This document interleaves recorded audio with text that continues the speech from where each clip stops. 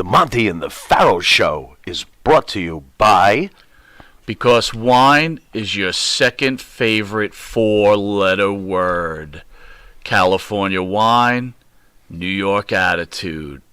Good fucking wine. Yeah.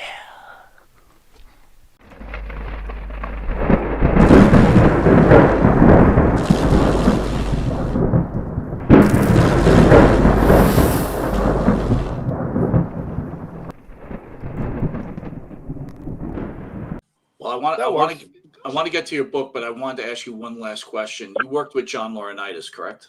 Yes. What were your thoughts on Big John, especially the turncoat John Laurinaitis? He's with Janelle, he's with Vince, and now he's back with Janelle. And let's not forget that during this whole thing, his Bella's mother, who he was married to, had brain cancer, and he did that whole thing. Anyway, if I led you into it, John Laurinaitis, please.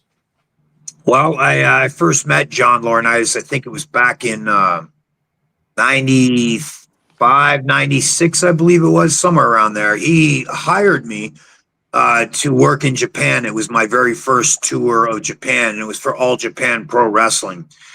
And he brought me over there. I was grateful for that. And I was a young guy at the time. And so, you know, I was the young kid there. And when Johnny brought me over there, I was doing, you know, opening matches, second, third matches, you know, and just getting my feet wet with the Japanese style. And we were there for, I think it was 3 weeks, that very first tour. And it was about a week and a half into the tour. And I was in the ring with the young guys before the doors opened. And we were just, you know, rolling around the ring, doing some stuff, working some stuff out. And Mr. Baba was sitting way off in the corner. And I had never spoken to Mr. Baba. You know, I hadn't even said hi to him at this point. And I've been on the tour for a week and a half. And he pointed at me while I was in the ring. And he, you know, told me to come here. So I got out of the ring and I walked all the way across the arena to where he was sitting. And I said, "Hello, Mr. Baba." And I introduced myself, Sean Morley. It's finally a pleasure to meet you. And then he asked me, he goes, "Why you throw right-hand clothesline?" And I said, "That's just the way I was taught. I always throw right-hand clothesline. Should I be doing it with the left?" And then he says, "Yes, throw left-hand clothesline." And they kind of described to me why the left, right? And it made sense to me. You know, you're in the corner, a guy comes charging in, you put your boot up, and that guy staggers back. You can come out with a left-hand clothesline, like you're going to take his head off. And he can arm drag you if you're throwing the left. But if I'm throwing the right, you know, it's not so easy to arm drag someone off the right side. So it made a lot of sense. So I went back in the ring and I just started hitting guys one after another with a left-hand clothesline. And I've been throwing a left-hand clothesline ever since. It just became normal after a little while. Felt weird at first, but, you know, it normalizes. And now I throw a left regularly. Well, freaking awesome. We did the show that night. And then after the show, we get on the bus and we travel to the next town and we get to the hotel. And when I get off the bus, I'm reaching under the bus into the baggage compartment. I'm pulling my bag out, and Johnny Ace says to me, "Hey, Sean, drop your bag off in your room and then meet me down in my room." I said, "Okay, cool." So I go upstairs, check in, and, you know, throw my bag in my room. I go down to Johnny's room and knock on the door, and Johnny opens. He goes, "Come on in here." And so I sit down with him and he goes, "Hey, listen, I saw that you were talking to Mr. Baba. And I know that you're new here in Japan and you don't know the hierarchy here, the ladder system, but there is a pretty strict ladder system here. And if you ever want to talk to Mr. Baba, you have to come talk to me. I talk to Mr. Baba for you. You can't go to Mr. Baba directly." And I'm thinking in my head, wait a minute. Mr. Baba's the one that pointed at me and told me to come over. But I didn't say anything to him because I'm a young guy. And the last thing I wanted to do is get my foot in Japan and then get fired, right?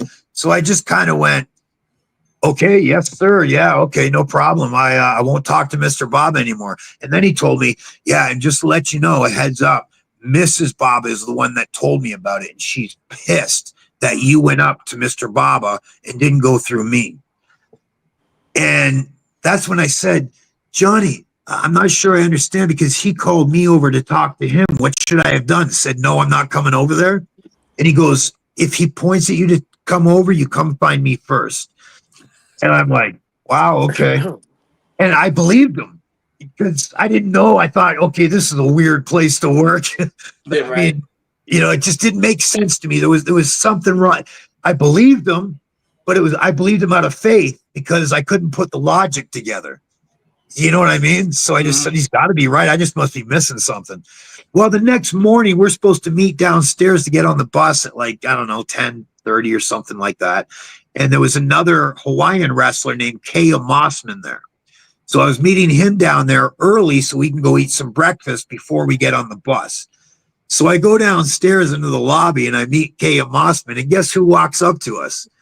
Mrs. Baba. And she comes up and she goes, oh, you boys want breakfast? And I'm like, yeah, we're going to eat breakfast over here. Come, I get you breakfast. And she took us for breakfast, sat down, we talked, we laughed. I'm sitting there going, she's not mad at me one iota. And then I started thinking, wait a minute. And so I started talking to some of the other veterans there, Gary Albright, Dr. Death.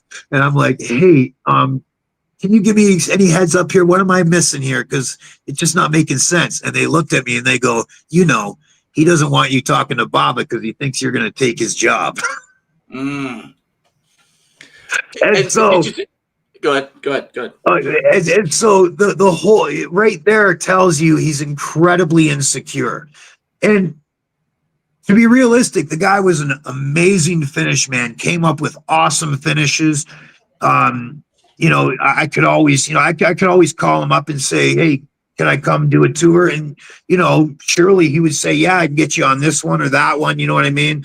He was a good businessman, but that's another guy where he had his moral bar way lower than what it should have been. Well, let me ask you this. The rumor is, again, me and Jimmy are just fans, right? The rumor was that he was sleeping with Baba's wife behind Baba. Is that true? Or did you ever hear that rumor? You know what? I didn't hear that rumor until I got into the WWE. I never heard that rumor when I was in Japan. But when I got into the WWE, you're just hanging out with the guys and people are chatting. And then that story came up and I went, whoa, what?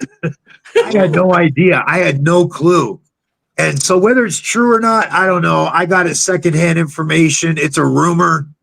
I can't verify that as true or not. Well, when you were in the back with the guys in the WWE and he used to walk through, when he used to leave, were people like, that guy's such a dick? Was there a lot of that going on? Yeah, I got along with Johnny. But after what I experienced in Japan, you have your trust up here. Well, I lowered that trust a little bit. I didn't hate Johnny. I like Johnny. I think he's a good businessman. But when it comes to not being in control of his desires, maybe, I guess you could say, that's a problem that he's got to deal with. But as far as being a businessman, I mean, he was always straight up with me. He never bullshitted me around. I've heard that he's bullshitted other guys around. I mean, other than telling me never to go talk to Mr. Baba again. I mean, other than telling me that, he's always been straight up with me.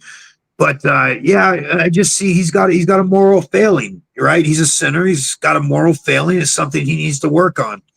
But is he a criminal? With Vince McMahon, I could say probably not. I can't see Vince being a criminal. Was Johnny ever a criminal? I have no facts or evidence proving that to be true, but would I be surprised if that ever dropped and there were facts proving that to be true? I wouldn't be surprised. That's what I would leave that at. Well, great story. Let's talk about your book. Very